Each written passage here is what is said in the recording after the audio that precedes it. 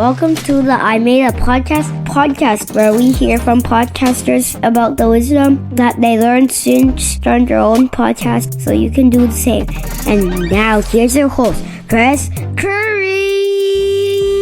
Hey everyone, welcome back to another episode of I Made a Podcast. I'm grateful that you're here. This is going to be another wonderful episode. I had so much fun in this conversation. Today I spoke to Meisha Watson, and she has an amazing podcast, and her experience that she had in the media industry was very, very, very valuable. It's very valuable to all podcasters out there. She drops so much wisdom and insight about podcasting, about social media, how to use it to build a platform.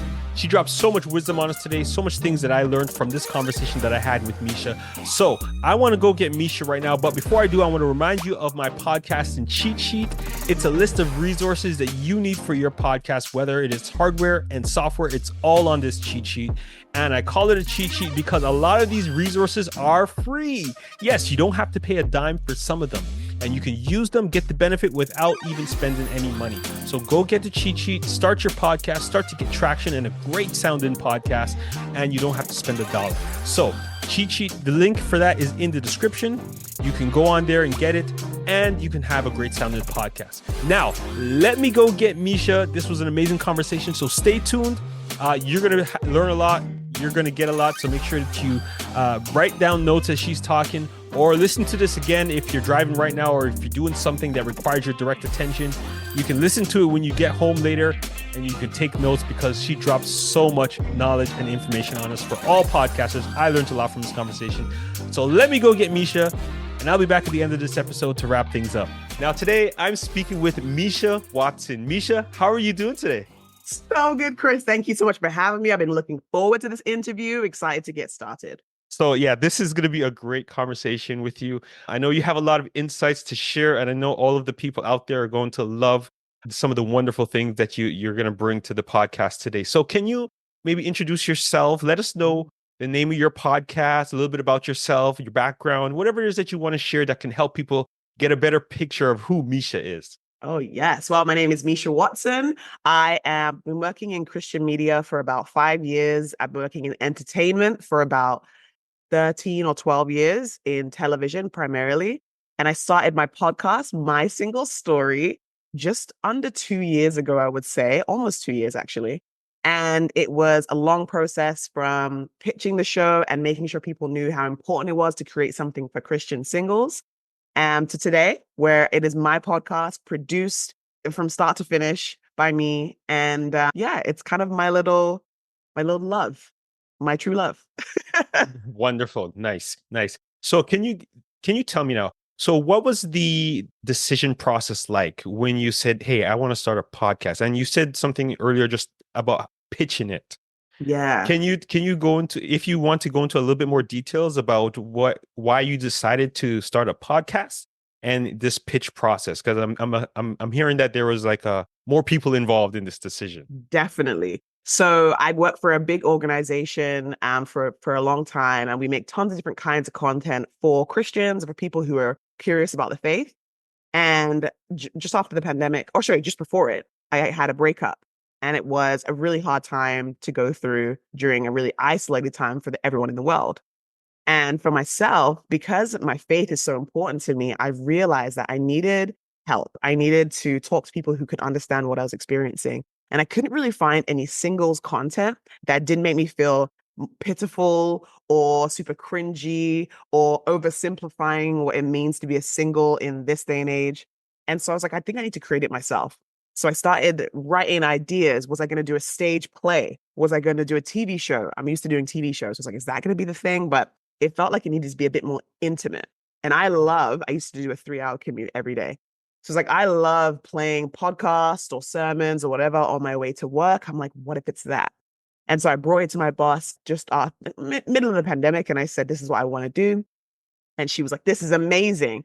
And it took about a year for us to make it through kind of like the approval process and all that sort of stuff. So it was a lot of like developing what the podcast would be, who it would be for, who it's not for, how we would shoot it. I'd never done a podcast before, all this kind of stuff.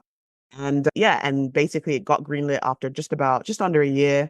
And then we kicked off on Valentine's Day a year and a half ago. Wonderful. Yeah. So it sounds like lots of people were involved in the production of this podcast, or at least a handful of people. Yeah, so I'm kind of blessed in that way. A lot of people kick off their podcast being the solo producer, writer, right? Like, guest wrangler, all that sort of stuff.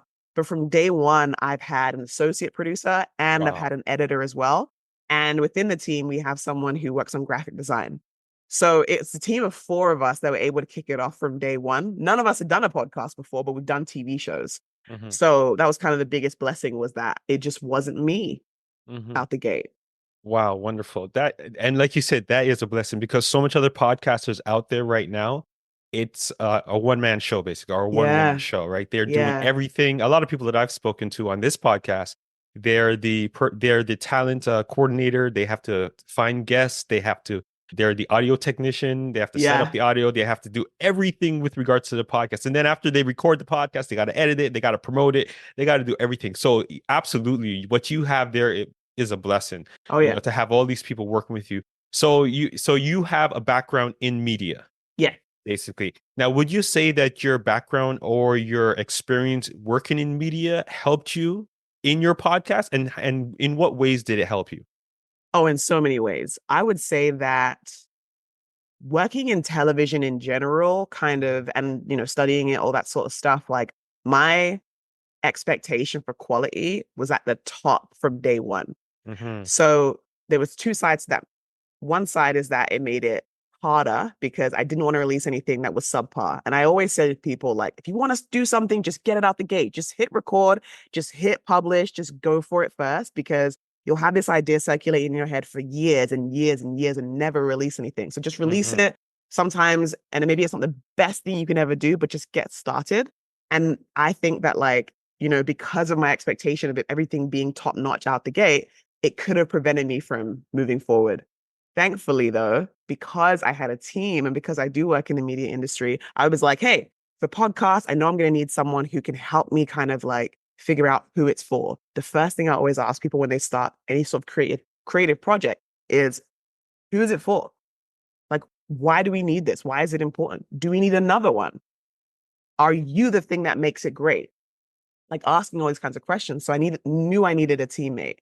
And so, yeah, I've been in like kids TV and kind of being an actress and that sort of stuff for years. And so I just knew that, like, for me personally, I was going to need a team out the gate. And so those kinds of things were really helpful. I would also say that I learned that, shooting video content for years, even if the video is beautiful, but the audio is not good, it's not good.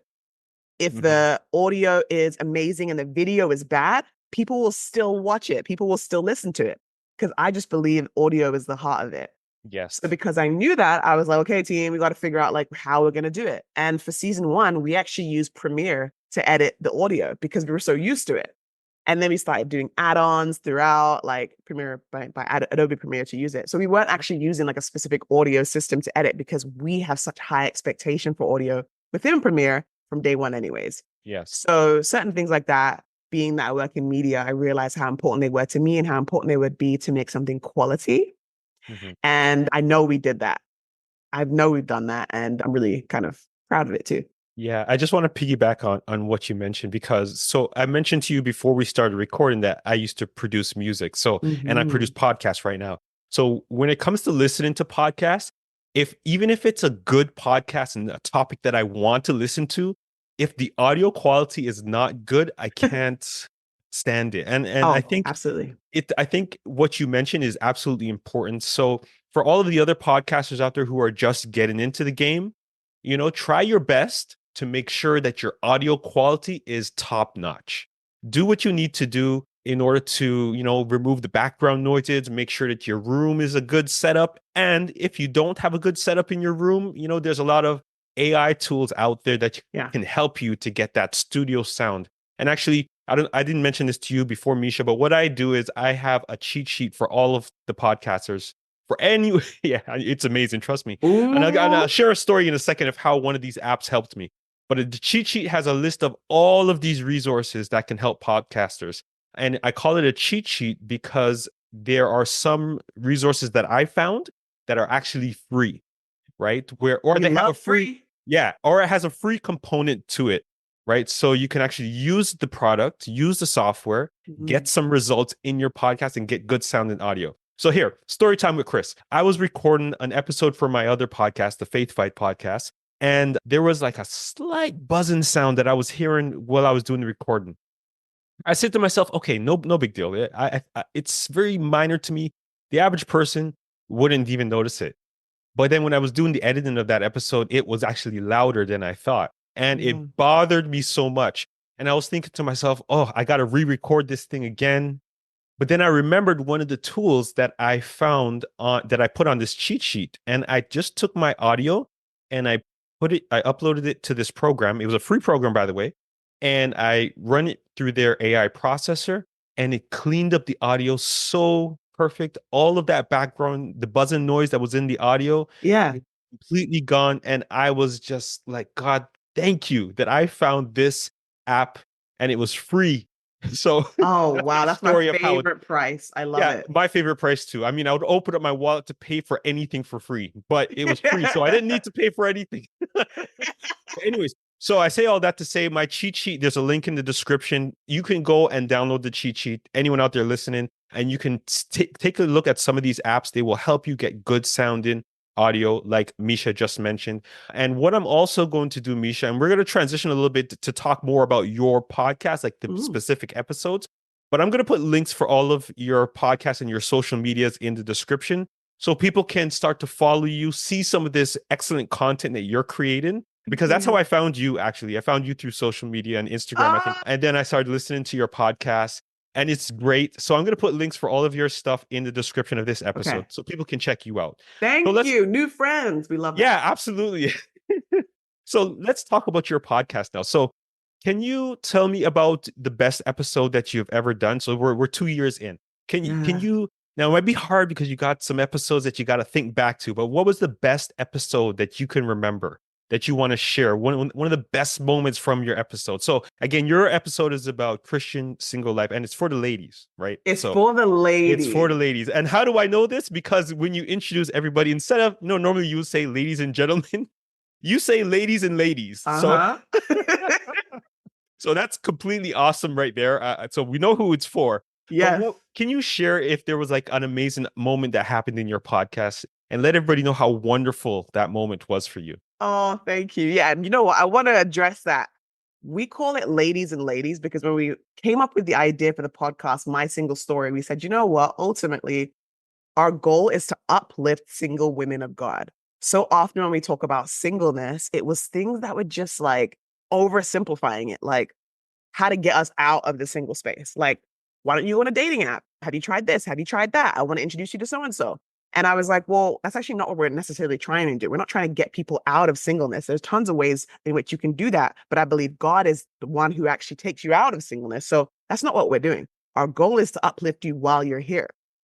So I just wanted to make a podcast like that. And I knew that creating something for single women meant that we could create this kind of community. We love to meet up. We love to chat with each other. We're going to do more meetups probably as well.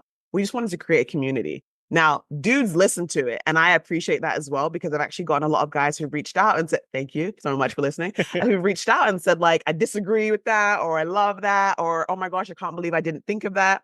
And so that's exactly what we wanted as well. We want to be able to be available for everyone. I will always make it for single ladies, but single men, I mean, hello, welcome.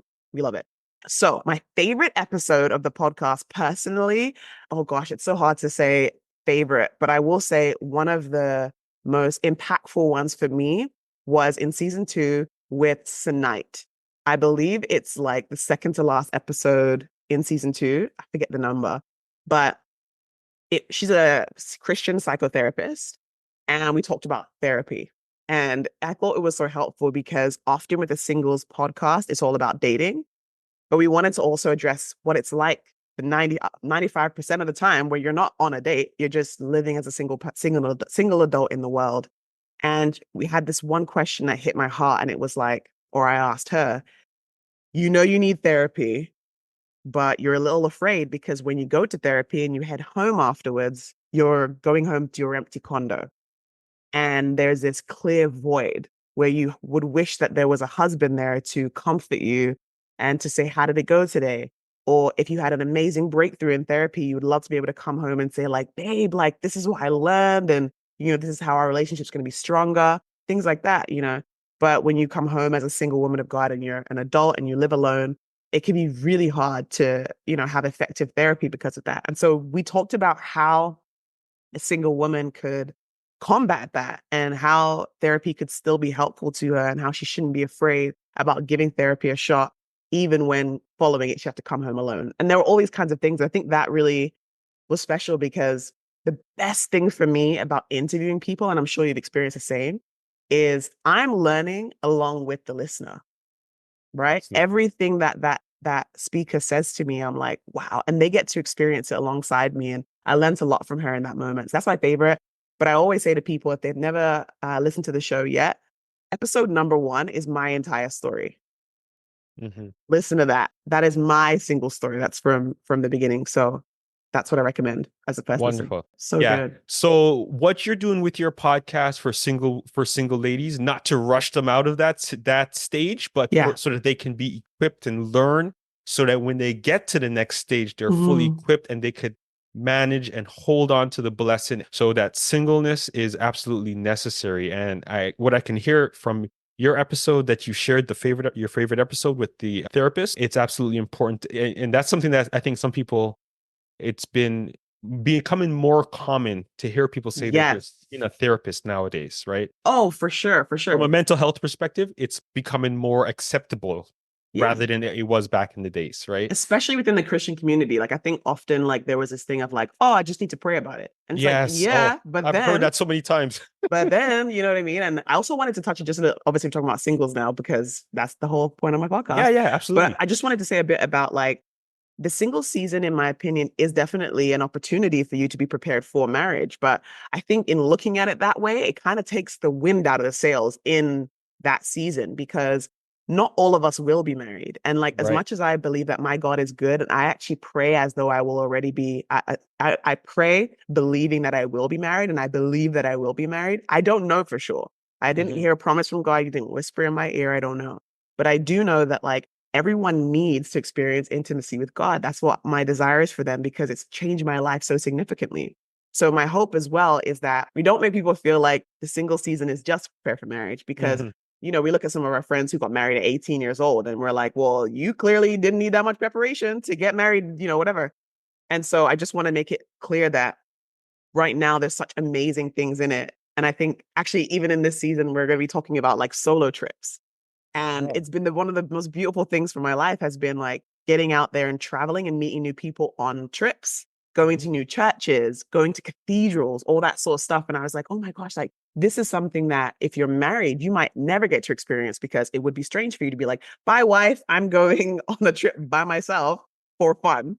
And you get to do that only when you're a single adult. So I was like, oh, I want to try doing more stuff that you might not get to do ever again once you're married because I'm in this season on purpose. So I just wanted to kind of mention that as well. Yeah, and you're absolutely on point, right? But I want to make sure that everybody is listening, right? Yeah. So the points that you just made are so powerful. And this is the type of insight and wisdom that you can get when you listen to Meisha's podcast. So I would encourage everyone to subscribe and follow and listen to her podcast. Go back and listen to her story from the first episode and listen to the entire seasons. And she's going to continue doing her work with her podcast. So I want to encourage everyone to go on and listen. Again, links are in the description. So you can go down there, click follow, subscribe, and follow Meisha to get some more encouragement. If this is the type of content, if this is resonating with you. Mm-hmm. So let's talk about how you promote your podcast now. So you mentioned before that you were working with a team and there may be some changes going on for the next season. Do you want to share how promotion, maybe how it worked or how you did it in the past and how you plan to do it in the future with regards to how you promote your new episodes and things that you use? Yeah, absolutely. I think that if you look at any movies right now, they probably put 50% of their budget into making the movie and 50% into marketing it. It's incredibly important to put time, strategy behind how you're going to promote the podcast because it's great to create it, but if no one's listening, then what are you doing? So you're just speaking into the ether. And we don't want that. So we put a lot into marketing, and I'm not talking about funds. I'm talking about manpower, women power, I should say, into getting the podcast out there. the way that we do it, yes, we do boost our podcast on socials. Socials is probably, we get probably more traction on Instagram than we do even on the platform itself, like Spotify and Apple and that sort of stuff, which in the beginning we were like, oh no, we want more download numbers. And then we realized that we were getting 50,000 accounts engaging with our social media all the time. And we were like, wait, like that thing has 60,000 views. That thing has so many likes. People are really seeing us on Instagram. They love the short form content. Yeah. So we're like, okay, let's keep on boosting through social media. So that's one way that we do it. Another way we do it is we actually go to conferences. So over the last year, we've gone to 2 conferences. We put up booths and we promote our podcast. We do contests at the booth itself where we give away little things like, little goodie bags with like candy and scrunchies and that sort of stuff. And we have our giant QR code where we say like, follow us now sort of thing. So that the actual booth itself costs probably about $200 and a day of promoting. And we meet so many people who are looking for this kind of thing. That's one way. The second way is I myself as a content creator, but as a host, I host singles events. So I myself don't host the event. I don't have to, not host it, sorry. I don't put on the event, but I become the host. So when I go to those events and they say like, this is Meisha Watson, the host of My Single Story, people are like, what is that? And then they go follow me. So it's also Right. about getting out there on the road and making it happen. One thing I learned from the first television show I did back in the day was it was great to just put it on YouTube and make it happen. But if you don't have those kind of ad dollars, getting your face out there is imperative. Going to all the networking events, all the meetups, when someone says to you like, hey, we love your stuff. I'm like, great, let's hang out. Like, I just realized that getting out there and getting from behind the camera was so important. It's grown our podcast, yes, but it's also helped the people who are already listening to engage with it more. So yeah, that's how we did it. Wonderful, wonderful. That's so much. Yeah, it But is. I see one thing that I can see that you did is that you and your team were very intentional Mhm. in the strategies that you took, as well as you were able to identify when you needed to pivot and change course. Like if you saw Yes. more traction on Instagram, let's put more of our effort towards Instagram versus, on one of the other methods of promoting your podcast. So that's one of the things that I think is really important. That when you, as a podcaster, when you see any changes in or any momentum being gained on any particular social media app, that you kind of lean into it Yeah. and try to get as much traction as you can out of it, right? And get as much engagement. I think that's the word that you use, Yeah. engagement, right? As you can out of it, right? So that's Mhm. a really good insight that you shared there. And I hope all the other podcasters out there who are struggling to try to find new listeners or engagement, that they take note of that and just go and take a look at some of their analytics and see what the numbers are telling them, right? See where Yeah, most of your people are, most of your people are. absolutely. I think even I wanted to say that I think Mhm. when we got started, everyone said, well, what about TikTok? Like, why aren't you guys on TikTok? And at the time, our demographic, which we would say probably is about 29 to late 30s for the most part, women in urban areas of Ontario, we were like, they're actually one of the number one leading people who were joining TikTok at the time. So we were like, oh, we should definitely be on TikTok. But then I wasn't really on TikTok as a content creator. I was on it more as a viewer. So I was like, okay, I'm going to have to learn a new platform myself out the gate and get it started. And I was like, Meisha, like, go to your Instagram and check your insights there first. When I went to Instagram, I was like, we're doing great. We're doing great on Instagram. Why don't we double down here first, see how it goes, build it up. And then once we built it up there, we can transfer all of our viewers over to our TikTok or to Facebook or whatever. Build it up first in the place that you're most comfortable, you're most confident, and people will follow. I want to make a point that a while ago in the US, there was like a worry that it might still be the case. I don't know, that TikTok was going to go away. And I'd be listening to TikTokers being like, hey, don't forget to follow me on YouTube just in case TikTok goes away. Of course they did. Why? Because they grew this huge number of followers, listeners, people who engage with their content on TikTok. And if TikTok went away, it'd be like zilch, gone. And you're not getting email lists from TikTok, okay? People are not joining your email list of TikTok. Maybe they are, but not that I've seen.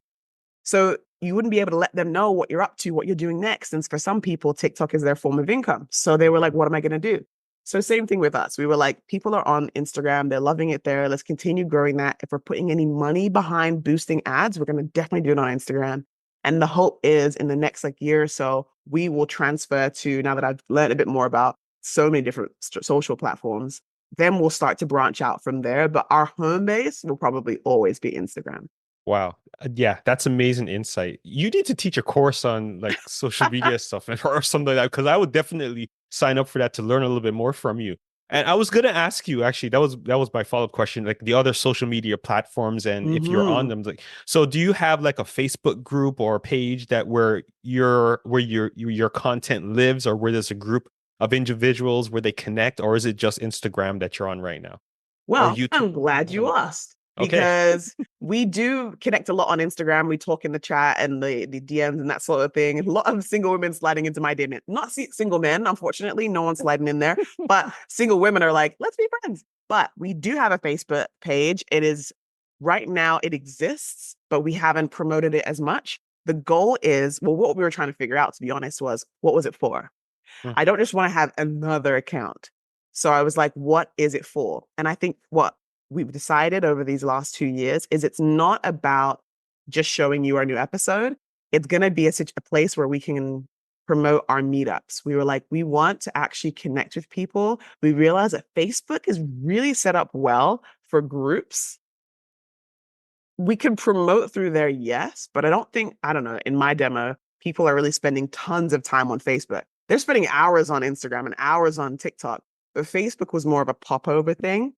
So we were like, okay, maybe that's the place we go for groups. We've noticed a lot of single Christian groups on Facebook where they amass huge numbers because why? They're like, ooh, I want to see which other single girls, or if there are single guys joining the group, where we can go and meet each other. And I think Facebook's really great for that. So we'll be adding that probably in the next couple of weeks within the fall. And then TikTok will they'll definitely be adding. And this is going to sound super weird.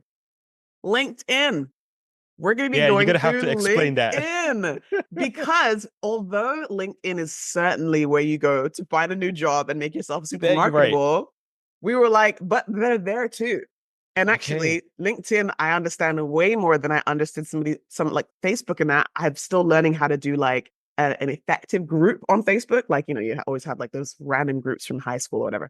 But LinkedIn, I already know how to market on there. And Hmm. I realized that I have 1,900 connections on there. And it's so easy to keep adding connections. I was like, oh my gosh, I can just keep adding and adding and accepting and accepting. And it's not about people necessarily following me because LinkedIn is going to send that content out for me. I was like, oh Hmm. my gosh, let's go. So that's the next kind of like phase is using LinkedIn probably as much, if not more, than what we're already doing on Instagram. Wow, wow. My mind, like if I had hair on my head, it would be standing up like this because like my mind is just like the gears are just spinning. I'm like, Right. wow, wow. So like so I'm thinking about one of the things that you said is if you have a Facebook group, what are you going to use it for? Not just don't Yeah. just use it just to promote your episodes. And I'm thinking to myself, so I have a Facebook page Mhm. for this podcast. And I'm struggling, like I'm thinking, okay, maybe I'll share my episodes there, but I'm sharing them on Instagram right now, and that's working. I'm getting a lot of traction on Yeah. Instagram and on YouTube. I recently started doing that as well. But like, what am I going to use my Facebook page for? That's what I'm thinking about now, right? I've been struggling with it before, right? Mhm. But now I need to put some serious thought into how to best utilize my Facebook page. Yeah. And then the insight that you mentioned on LinkedIn, like I've never thought about it from that perspective as well, right? Yeah. Uh, but again, and I wouldn't have thought about it, for yourself, for your podcast. I would think, okay, why would you want to put or promote your podcast on LinkedIn? The way that you explained it though makes absolute perfect sense. Yeah. Yeah. Yeah. And just to kind of like punctuate that more, every social media platform does different things very well. For Hmm. a long time, Instagram was just about having the most slick photography. Photography, right? And then it became video based, right? Then Mhm. TikTok comes in and it's about authenticity. Now, that doesn't mean you should take the same content you have on Instagram, post it on TikTok, and be like, great. Why? Because TikTok prefers a less edited version of your content. And I mean, when I say less edited, they still want some kind of edit, but Mm-hmm. it's different. So same with LinkedIn. I'm not going to go on LinkedIn and be like, watch the episode. I'm going on LinkedIn and saying, hey, when we post this episode, these are the analytics that we got. And we learn that, for instance, we're obviously within the church community. So we'll say like, a new singles ministry is popping up in Canada. This is what they're up to. Here are the statistics as to why this is important. So does take a little bit more work to version out your content for different platforms, but you kind of got to play the DJ game in different places to make sure that your content is reaching the right kinds of people in different buckets of social media. Oh my goodness. Like I said, you should be teaching a course on it. That is amazing insight. Amazing insight. Absolutely. I agree with you 100%. And I hear all of the insights that you're sharing. So I want to encourage everyone to do some deep research and understand where is the best place that you should share your content for your podcast, right? And when you find that place, do your best and then continue to learn as these social media apps change. Oh, Meisha, this has been great so far. And you mentioned something earlier that you interviewed people to learn for yourself. Oh, yeah. Yes, selfishly for myself as well. I want to learn a lot about podcasting, and I'm learning a lot from you right now. I'm And the good glad. thing about this, like for me at least, selfishly, I get to implement some of these things before this episode is released because I'm talking to you right now today, and it's going to be released sometime in the future. So, Right, exactly. so I get to implement these things before it's released. But thank you so much. This has been great so far. Let's talk about some of the hardware and software tools that you use Okay. to produce your podcast. Now, I know you said you had a team, so you may not have insight of some of the tools that they were using, but to the best of your knowledge, what types of equipment, software, hardware go into producing your podcast? Yeah. So as I said, we're doing quite a big shift. When this episode airs, I will be producing the thing from start to finish myself. Mhm. And yes, I'll have a little help with my team, but I'm basically taking it on my own shoulders to make it happen. And so I'll probably be shifting some of these products and equipment pieces and gear and that in the future. But right now we have a blessed setup. We currently use, I think it's called an ATEM something or other. It's like on a Mac. And we use Blackmagic cameras. I know that much to shoot the content, which is amazing because I'm shooting in 6K. So we're able to push in and it makes the content beautiful. We also have Shure mics, so Shure. We have 4 mics in the room that we use. We do our editing in Premiere, but we also do cleaning up with, I don't remember what it's called. Oh my gosh, I forgot. Yeah, that's all I know about the gear. Oh, and we use Riverside. That's like, I think it's now called Riverside Spotify for podcasters. I think they're Yeah, like there's some connections going on with connection there. Spotify. Yeah, Yeah. yeah, yeah. So that's kind of what we use to push it out. And we shoot in our studio at Crossroads Media and partly at home as well. Yeah, wow. Absolutely awesome. Yeah, a lot of the tools that you mentioned, so the Shure mic, that's one of the ones that a lot of podcasters do get. I know it's a little bit on the expensive side, Mhm. but if you can afford the Shure mic, it will make you sound like a radio broadcaster. It is absolutely amazing. But I do want to caution everybody because one of the things that I hear from a lot of podcasters is they get hung up on the gear that they need to get, and they sometimes spend more money than they need to when they don't necessarily have all of the passion to pursue it over the long haul, right? Yes. Because podcasting is a long game. You don't want, if you just do 3 or 4 episodes and you get tired of it, or if you burn out, have too much work to do, then you're just going to have a lot of equipment to be used as paperweights in your home office type of thing, right? Yes. Oh And you my don't want that. gosh. You don't want that. Expensive No. paperweights. You don't want that. I have a story on that. A good Yeah, friend yeah, of go ahead. mine Story time. was like, oh, I want to do TV. And then reached out to me and I was like, all these questions about production. Now, as I said, I did television for the last 12 years. So I love cameras. I love lighting. I love, scripting, content, all that kind of stuff. So I just kind of like downloaded everything into him and said, like, here's all the stuff we use, whatever. Now, at the time, I was working for a different secular television station where they had huge budget. And at the time, red cameras were new. Now that's probably like $100,000 camera at the time when we were talking about it. And I said to him, that's what we used. Did he not go out and Oh, buy a red camera? I don't know how he did it because I still don't know how you just get that kind of money because I didn't know he was rolling in it like that.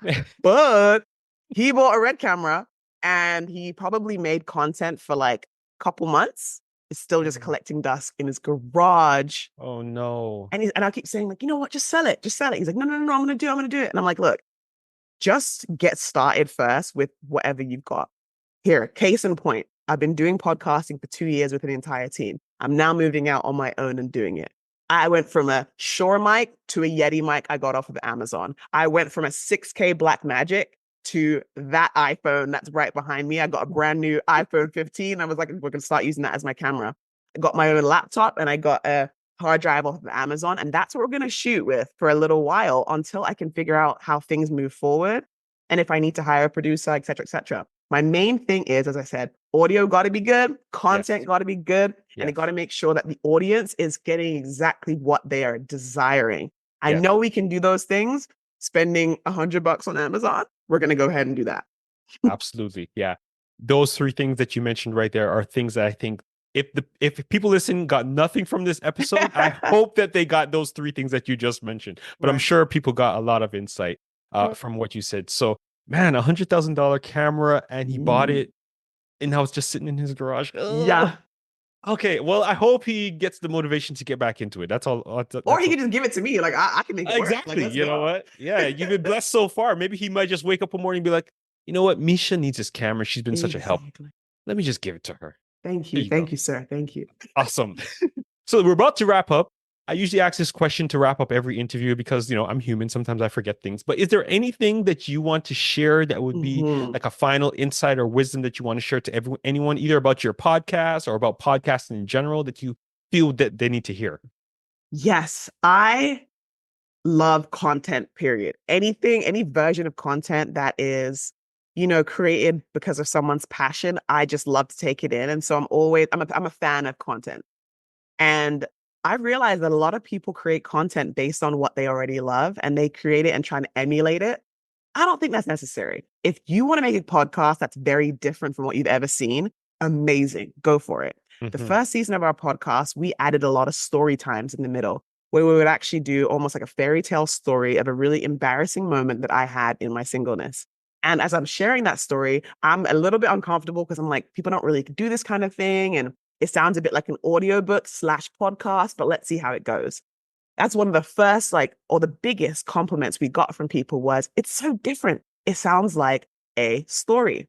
And I was like, well, it's my single story. So that's great. And people listening to that on their way to work in the morning, it was like they got to listen to this beautiful story on the way to work, giggle a little bit, and get started at the office. I've heard people have ideas about starting like a morning show podcast where everyone listens to it on their way to work. I was like, go for it.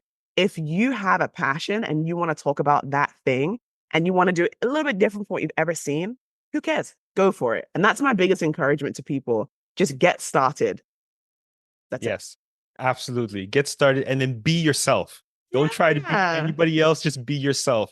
And you'll find that when you be authentic and you are yourself, that people will gravitate to what you're doing.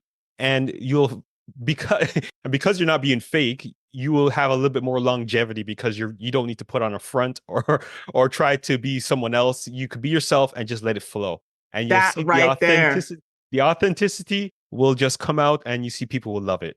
Will love it. That's it right there.